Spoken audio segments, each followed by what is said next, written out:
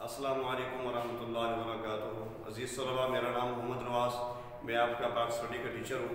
बेटा, आज का हमारा लेक्चर बाब नंबर 3 ज़मीन और माहौल।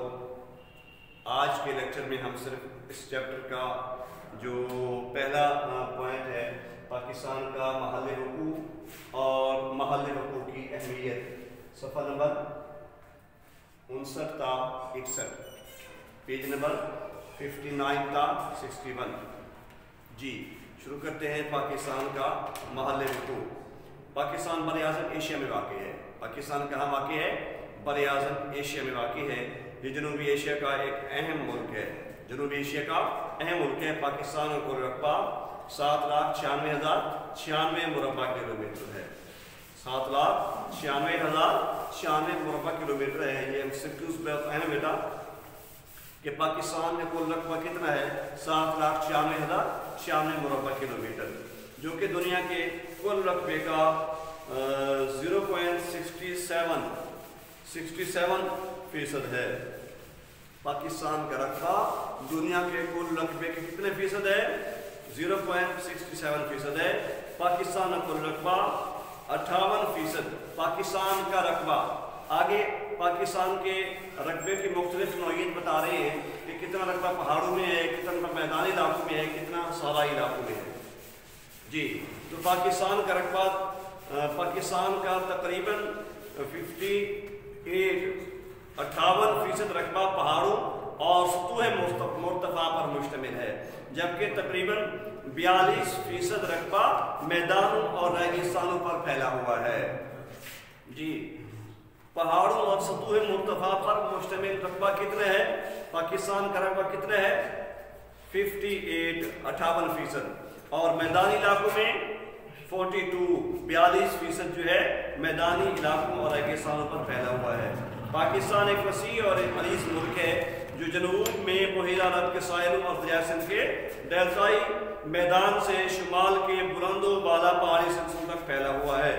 जनूब मशरक़ी हिस्सा दरियाई मैदानों से घिरा हुआ है, जबकि मगरबी और वस्ती हिस्सा कई पहाड़ी सिलसिलों पर मुश्तमिल है। यही वजह है कि पाकिस्तान की आबो हवा में मौसमी फ़र्क बहुत नुमाया है। पाकिस्तान की आबो हवा में मौसमी फ़र्क बहुत नुमाया है। पाकिस्तान इस लिहाज से एक खुशकिस्मत मुल्क है कि अल्लाह ताला ने इसे एक मौसूम तबी माहौल से नवाजा है। तभी माहौल किसी मुल्क के रहने वालों की मुआशी, मुआशरती, समाजी और दूसरी सरगर्मियों पर असर डालता है। तभी माहौल किन सरगर्मियों पर असर डालता है? तभी माहौल किन सरगर्मियों पर असर डालता है? किसी मुल्क के रहने वालों की मुआशी, मुआशरती, समाजी और दूसरी सरगर्मियों पर गहरा असर डालता है। अच्छा बेटा, तभी माहौल से मुराद हम महल वक़ू, तभी खतोखाल और आबो हवा वगैरह लेते हैं। ये शॉर्ट क्वेश्चन बनेगा कि तभी माहौल से क्या मुराद है? तभी माहौल से क्या मुराद है? तभी माहौल से मुराद महल वक़ू, तभी खतोखाल और आबो हवा वगैरह। जोग्राफियाई महल वक़ू के लिहाज से, जोग्राफियाई महल वक़ू के लिहाज से पाकिस्तान 24 से 37 दर्जे अर्ज़बल्द शुमाली और 61 से 77 दर्जे तूल बल्द मशरिक के दरमियान फैला हुआ है। ये बेटा पाकिस्तान का महल वक़ू कि जोग्राफियाई लिहाज से पाकिस्तान 24 से 37 दर्जे अर्ज़बल्द शुमाली और 61 से 77 दर्जे 61 से 77 दर्जे तूल बल्द मशरिक के दरमियान फैला हुआ है। पाकिस्तान के शुमाल में चीन, ये भी MCQ है बेटा कि पाकिस्तान के शुमाल में कौन सा मुल्क वाक़ है? चीन। मगरब की जानिब कौन से मुल्क वाक़ है? अफगानिस्तान और ईरान। मशरिक की सिमत भारत और जनूब में बहीरा अरब वाक़ है। जी, तो अब हम पढ़ेंगे महल वक़ू की अहमियत। क्या पढ़ेंगे भाई? महल वक़ू की अहमियत। पाकिस्तान को अपने महल वक़ू के एतबार से दुनिया में खुसूसी अहमियत हासिल है, क्योंकि पाकिस्तान मशरिक और मगरब के दरमियान राब्ते का एक अहम जरिया है। ये भी MCQ है बेटा कि मशरिक और मगरब के दरमियान राब्ते का जरिया कौन सा मुल्क है? पाकिस्तान। جی پاکستان کے شمال میں چین واقع ہے، جیسا کہ ہم نے محل وقوع میں پڑھا تھا کہ پاکستان کے شمال میں کون سا ملک واقع ہے؟ چین، جو دنیا کے نقشے پر ایک اہم معاشی طاقت بن کر ابھر رہا ہے۔ چین نے ہر مشکل وقت میں پاکستان کا ساتھ دیا اور پاکستان بھی چین کی دوستی پر فخر کرتا ہے۔ چین پاکستان اقتصادی راہداری یعنی سی پیک منصوبے سمیت پاکستان میں کئی ترقیاتی منصوبوں پر کام کر رہا ہے۔ ان منصوبوں سے دونوں ممالک کے درمیان صنعتی، معاشی اور سماجی تعلقات مزید مستحکم ہو رہے ہیں اور اس خطے کی ترقی اور خوشحالی کے نئے دروازے کھل رہے ہیں۔ جی بیٹا، پاکستان کے شمال میں کون سا ملک ہم نے پڑھا تھا کہ پاکستان کے شمال مغرب کی سمت میں وسطی ایشیائی اسلامی ممالک، پاکستان کے شمال مغرب کی سمت میں وسطی ایشیائی اسلامی ممالک کون کون سے ہیں؟ قازقستان، ازبکستان، تاجکستان، ترکمانستان اور کرغیزستان وغیرہ یہ واقع ہے۔ ٹھیک ہے بیٹا، یہ شارٹ کوشچن بھی ہے کہ شمال مغرب کی سمت وسطی ایشیائی ممالک کے نام قازقستان، ازبکستان، تاجکستان، ترکمانستان اور کرغیزستان۔ یہ ممالک خشکی سے گھرے ہوئے ہیں اور قدرتی وسائل کی دولت سے مالا مال ہیں۔ پاکستان ان اسلامی ریاستوں سے مذہبی، ثقافتی اور تجارتی تعلقات قائم ہیں۔ پاکستان واحد ملک ہے جو وسطی ایشیائی ریاستوں کو یعنی ان ممالک کو قریب ترین بحری راستہ فراہم کرتا ہے۔ کیا مطلب؟ وسطی ایشیائی ممالک کا اپنا کوئی سمندر نہیں ہے، وہ خشکی سے گھرے ہوئے ہیں، لیکن پاکستان کو تو سمندر لگتا ہے، لہٰذا پاکستان ان اپنے اسلامی ممالک کو تجارت کے لیے راستہ فراہم کرتا ہے کہ پاکستان کے راستے سے یہ ممالک تجارت کرتے ہیں۔ نمبر 3، پاکستان کے مغرب کی جانب افغانستان اور ایران واقع ہیں۔ افغانستان کے ساتھ ملحقہ سرحد کو ڈیورڈ لائن کہتے ہیں۔ کیا کہتے ہیں؟ ڈیورڈ لائن۔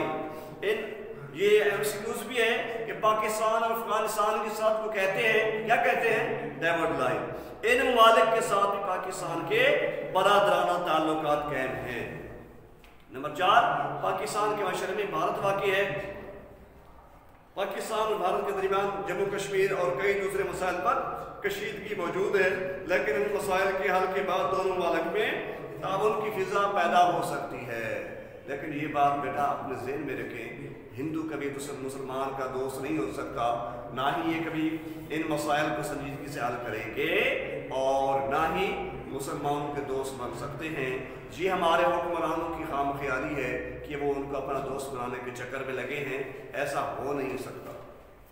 جی پاکستان کے جنوب میں بحیرہ عرب واقع ہے جو بحر ہند کا حصہ ہے۔ مغرب اور مشرق کے درمیان تجارت زیادہ تر بحر ہند کے راستے سے ہوتی ہے۔